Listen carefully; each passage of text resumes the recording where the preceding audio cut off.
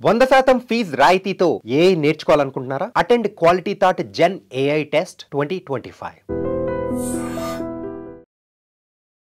నమస్తే, welcome to I Dream inside politics with కవిత.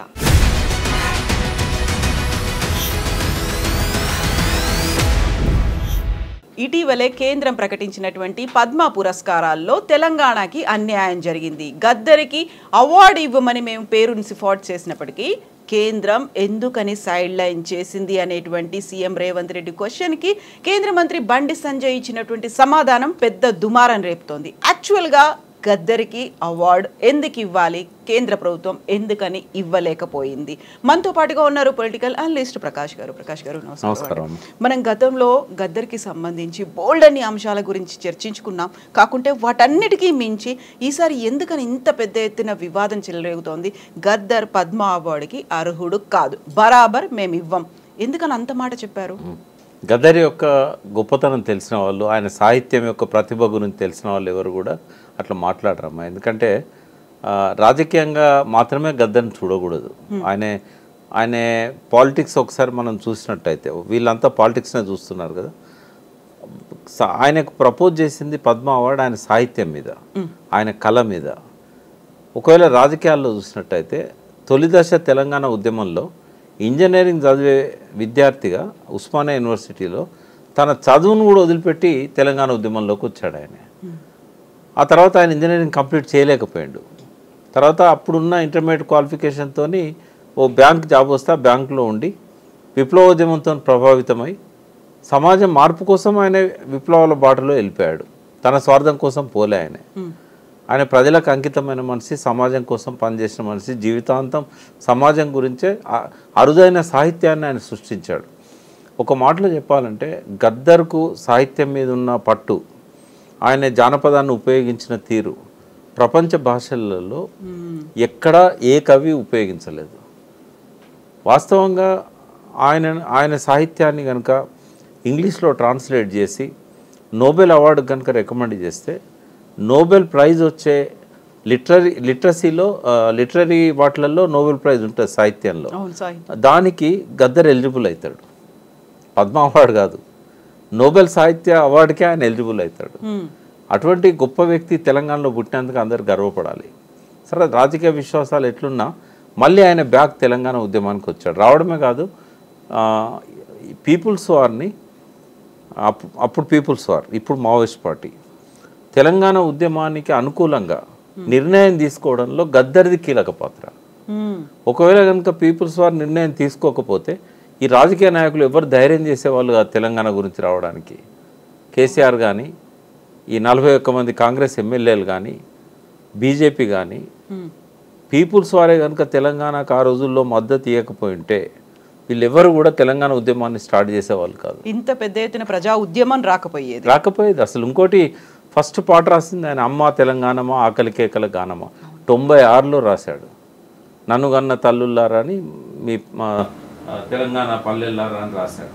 ఈ రెండు పాటలలో తెలంగాణకు జరిగిన అన్యాయాలను అన్నింటినీ కూడా ఆయన అందులో రాశాడు. ఇంకోటి, గద్దరు విప్లవోద్యమంలో పాటలు రాసి వేలాది మందిని విప్లవకారులుగా తయారు చేయడంలో కీలక పాత్ర వహించాడు. అదొక ఏమంటాం, విచారించాల్సిందే కావచ్చు అది. ఎందుకంటే చాలామంది ఆయన పాటలతో ప్రభావితమైనలు, సమాజం మార్పు కోసం వచ్చారు, పోలీసుల చిత్రహింసలు భరించలేక ఆయుధాలు పట్టారు, అడవుల్లో పోయి అమరులయ్యారు. ఆ కోణంలో చూసినప్పుడు ఈయన పాటల వల్లనే కదా ప్రభావితమై వీళ్ళందరూ పోయారు. ఒక విప్లవోద్యమానికి ఆయన ఒక ప్రేరణగా నిలిచాడని ఆయన పాయింట్ ఆఫ్ వ్యూలో అది కరెక్ట్ కావచ్చు. సమాజంలో విప్లవం రావాలనుకునే వాళ్ళ పాయింట్ ఆఫ్ వ్యూలో మార్క్సిజం లెనినిజం మావోలోచన విధానాన్ని ఇష్టపడే వాళ్ళంతా కూడా దాన్ని ఇష్టపడుతుండొచ్చు.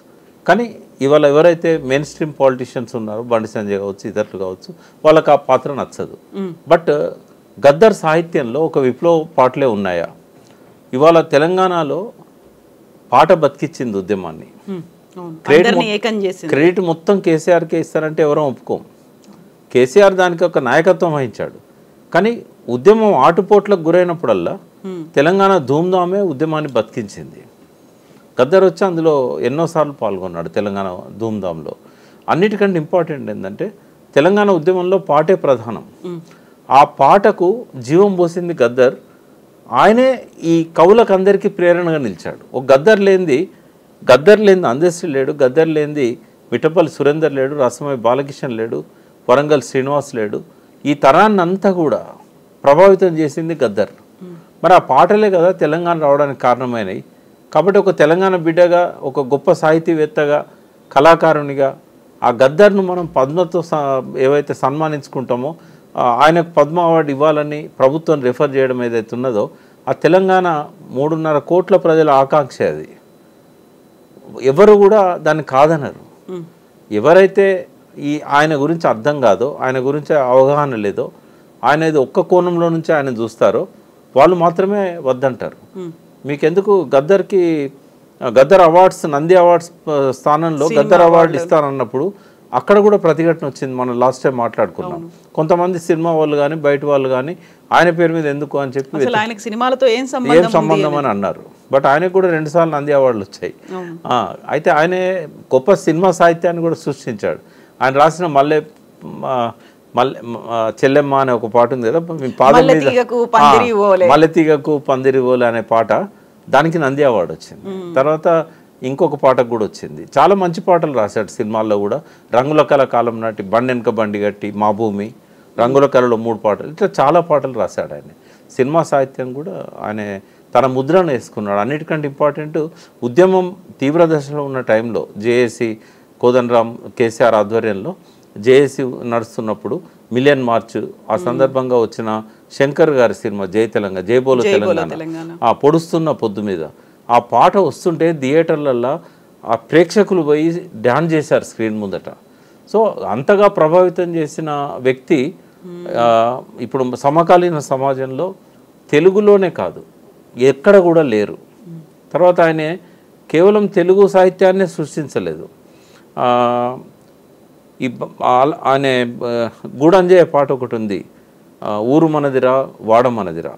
ఈ పాటను హిందీలోకి తనే ట్రాన్స్లేట్ చేసి జులుం క్యారే జాలిం కోన్రే అని చెప్పి ఆయన ఏ గావ్ హమారా ఏ గల్లీ హమారా అని ఆయన రాసిన పాట భారతదేశం మొత్తం ప్రచారమైంది హిందీలో.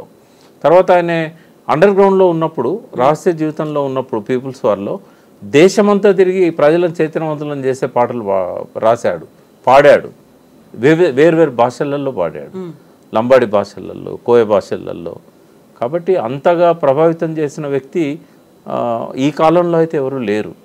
కాబట్టి ఆయన రికమెండ్ చేయడం అనేది 100% కరెక్ట్. ఎవరైతే విమర్శిస్తున్నారో వాళ్ళు వాళ్ళ విమర్శలు వెనక్కి తీసుకోవాలని కోరుతున్నాను నేను. అయితే బుల్లెట్తోనే రాజ్యం స్థాపన జరుగుతుంది అని అడవుల బాట పట్టి ఎంతోమంది యువతని అడవుల బాట పట్టించిన తర్వాత మా నాయకులు, మా విద్యార్థి నాయకులు, మా బీజేపీ లీడర్లు ఆయన మాటల వల్ల హత్యకు గురైపోయారు, వాళ్ళు ఈయన వల్లే వాళ్ళు చంపబడ్డారు అనే మాట బండి సంజయ్ అంటూ ఉంటే, ఇంకొక బీజేపీ లీడర్ ఆయన్ని ఎల్టీటీఈ తీవ్రవాదితో పోల్చడం, నయీం కంటే కూడా మించినటువంటి ఉగ్రవాది అనడం, అలాంటి వాళ్లకు మేము పద్మ పురస్కారాలు ఇచ్చి సత్కరించాలా అనే ఒక మాట. ఇప్పుడు ప్రభుత్వ అవార్డు, అది బీజేపీ అవార్డు కాదు కదా. ఇప్పుడు బీజేపీ పార్టీ తను పార్టీ సిద్ధాంతాలకు అనుకూలంగా ఉన్న వాళ్ళకే ఇస్తున్నారా? మరి ఇప్పుడు ఒక సాహితీవేత్తగా చూడాలి గద్దర్ని. ఆయన జీవితంలో అదొక ముఖ్యమైన భాగమే కావచ్చు. బట్ ఆ చావులో ఆయన ఏం చంపాలనలే కదా, ఆయన ఆ సిద్ధాంతాన్ని ఇష్టపడ్డాడు. But at the same time 25 ఏళ్ళ కింద ఆయన రిజైన్ చేసి బయటకు వచ్చాడు కదా ఆ పార్టీలోంచి. ఆయన చనిపోయేదాకా మావోయిస్ట్గా లేడు కదా. ఆయన మీద కాల్పులు జరిగిన ఆ టైంలోనే ఆయన ఆ పార్టీ నుంచి బయటకు వచ్చాడు. ఆయన ఆ పార్టీలో లేడు. ఆయన లేనప్పుడు ఆ తర్వాత ఆయన సృష్టించిన తెలంగాణ సాహిత్యాన్ని చూడొచ్చు కదా. పాత చరిత్ర ఎందుకు చూడాలి? అందులో ఆయన చివరి రోజుల్లో ముచ్చింతల సమతామూర్తి దగ్గరికి వెళ్ళి అక్కడ పాట కట్టి డాన్స్ చేశాడు, యాదాద్రికి వెళ్ళి అక్కడ దండం పెట్టుకున్నాడు. అది ఇప్పుడు చంద్రబాబుతో కలిసి స్టేజ్ మీద పాల్గొన్నాడు, రాహుల్ గాంధీ ఆయన చెంప ముద్దాడిండు. అంటే నేను అనేది ఏంటంటే ఆయన భావజాలాన్ని మార్చుకున్నాడు. అంటే విద్యార్థి దశలో కావచ్చు, యువకునిగా ఉన్నప్పుడు కావచ్చు, చాలా ఎమోషనల్గా ఉంటారు. బట్ ఆయన జీవితంలో చివరి అంకం ఏదైతుందో అది చాలా ఇంపార్టెంట్. అది తెలంగాణ ఉద్యమానికి ఊపిరి ఊదిన వ్యక్తి ఆయనే. కాబట్టి ఆ బండి సంజయ్ గారు ఆ విమర్శను వెనక్కి తీసుకోవాలని కోరుతున్నా. ఇంకోటి, ప్రతిభకు ఈ రాజకీయాలకు ముడిపెట్టకూడదు. సాహిత్య ప్రతిభ కదా. ఎందుకు గద్దర్కు పద్మ అవార్డు ఇవ్వాలంటే గద్దర్ సృష్టించినంత సాహిత్యం ఇంకోరు ఎవరు సృష్టించలేదు. ఆయన 2 వాల్యూమ్స్ వేశాడు ఆయన రచనలన్నీ. ఆయన కొడుకు సూర్య దాన్ని ట్రస్ట్ పేరు మీద రిలీజ్ చేశారు. అసలు ఎంత ఒక్కొక్క పాటలో ఆయన రాసిన సిరిమల్లె చెట్టు కింద లచ్చమమ్మ అని వాళ్ళ అమ్మ పేరు లచ్చమమ్మ. శివరాత్రి వచ్చింది జాగారం ఉండాలి, నీ బతుకంతా అమావాస్య లచ్చమమ్మ, నీ బతుకంతా జాగారమే లచ్చమమ్మ అని. అంటే ఒక సామాన్య కూలి తల్లి ఎన్ని బాధలు పడుతున్నదో రాశాడు. అందులో ఏం విప్లవం ఉంది? ఇట్లా ఎన్నో పాటలు ఆయన చాలా అద్భుతమైన సాహిత్యాన్ని ఆయన సృష్టించాడు.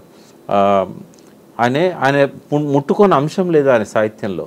ఆయన పాయకాన మీద రాశాడు, చీపిరి మీద రాశాడు. అంటే ఇప్పుడు చాలా ఈనంగా చూస్తాం కదా. శ్రీశ్రీ అన్నాడుగా మహాప్రస్థానంలో, ఈనంగా చూడకు దేన్ని అని. అది అగ్గిపుల్లైనా సబ్బు బిల్లైనా కూడా కవిత్వానికి అర్హత అని అన్నాడు కదా. కాబట్టి గద్దర్ ఏం చేశాడు, దాన్ని ఒక ఛాలెంజ్గా తీసుకొని ఆయన లావెటరీ మీద రాశాడు, తర్వాత చీపిరి మీద రాశాడు. ఇట్లాంటి చాలా అంశాల మీద ఆయన టచ్ చేయని సబ్జెక్ట్ లేదు. అటువంటప్పుడు ఆయనను ఒకే కోణంలో నుంచి చూడడం అనేది కరెక్ట్ కాదు. అది నువ్వు మార్క్సిజాన్ని విమర్శించుకో, మావోయిజాన్ని విమర్శించుకో, కానీ ట్రాన్స్ఫార్మ్ అయ్యాడు కదా గద్దర్.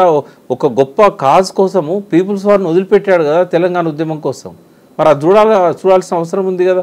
ఆ తెలంగాణ ఉద్యమమే లేకపోతే నువ్వు బండి సంజయ్కి మంత్రి పదవి ఎక్కడిది, కిషన్ రెడ్డికి మంత్రి పదవి ఎక్కడిది, ఇవాళ రేవంత్ రెడ్డికి ముఖ్యమంత్రి పదవి ఎక్కడిది? ఆ తెలంగాణకు ప్రేరణనిచ్చింది గద్దర్ కదా. ఆ క్రెడిబిలిటీ ఆయనకి ఇస్తాం మేము. ఎందుకంటే కేసీఆర్ వచ్చి నాయకత్వ బాధ్యతలు తీసుకొని పార్టీ పెట్టవచ్చు, బట్ ప్రజలను చైతన్యవంతులను చేసిన దానిలో గద్దర్ది చాలా కీలకమైన పాత్ర. ఇంకోటి ఏంటంటే ఏ భాషలో కూడా అంత మంచి సాహిత్యాన్ని ఎవరు క్రియేట్ చేయలేకపోయారు. ఒక రవీంద్రనాథ్ ఠాగూరు ఎట్లయితే ఒక గొప్ప సాహిత్యాన్ని క్రియేట్ చేశాడో అట్లా గద్దర్ కూడా ప్రజల సాహిత్యాన్ని బతికిచ్చాడు, జానపదాన్ని బతికిచ్చాడు. ఈ తరానికి జానపదాన్ని పాడుకునేటట్టు చేయగలిగాడు. ఒక 2-3 తరాలను కవులను కళాకారులుగా మలచగలిగాడు. ధూమ్ధామ్ లాంటి సంస్థకు ఒక ఊపిరిచ్చాడు. మరి అటువంటిప్పుడు ఆయనను ఎట్లా మనం తక్కువ చేసి అంచనా వేస్తాం? నేను అందుకే రేవంత్ రెడ్డిని నేను అభినందిస్తా. ఆయనను గుర్తించి గద్దర్ అవార్డ్స్ ఇవ్వడమే కాకుండా, గద్దర్ పేరుతో అవార్డు క్రియేట్ చేయడమే కాకుండా ఇవాళ పద్మ అవార్డుకి ఆయన రికమెండ్ చేయడం అనేది డెఫినెట్గా రేవంత్ రెడ్డిని నేను అభినందిస్తాను.